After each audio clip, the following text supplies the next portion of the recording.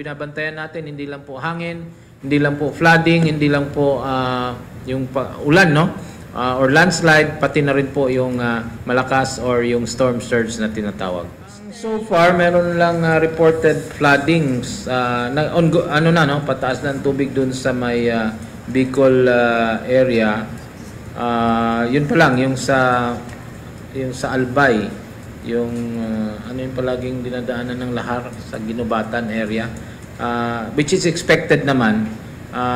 Natural rota po yun ng mga lahar doon sa Bicol, no? And we expect tataas ang tubig doon sa Bicol River Basin, no? So antayin lang po natin. Incidents reported so far sa Bicol as of 9 o'clock kanina, as of 10 o'clock, no? Meron na pong reported flooding in Barangay Masarawag in Ginubatan, Albay. Ito yung palaging problema pag may lahar flow, no? And then sa Virac, Catanduanes naman, yun nga, may mga reported storm surge and reported floodings also in Virac, Barangay Gogon, San Isidro, Imelda Boulevard, and reported floodings in Higmoto, Catanduanes. So ano pa po ito, mga initial reports. So as we speak, ramdam na ramdam nila yung effect or impact ng bagyo, especially sa Catanduanes, kasi napakalapit po nung mata doon.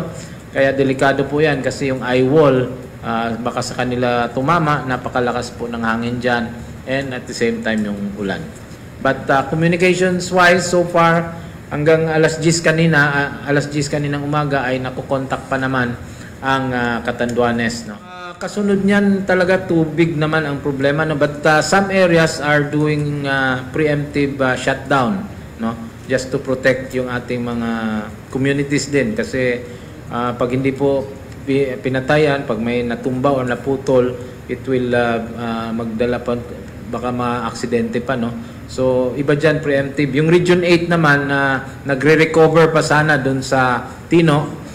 Yung ibang areas wala pa namang kuryente, so medyo na delay lang or hindi pa tuloy-tuloy na ibalik yung mga kuryente. So yun pa lang.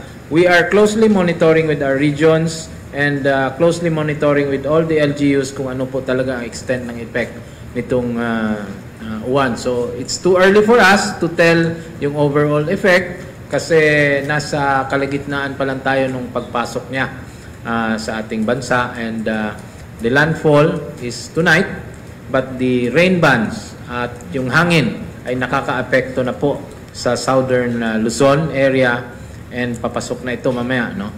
Sa central, sa NCR, which is under signal number 3 na rin naman, at maramdaman na natin talaga yung epekto towards the evening.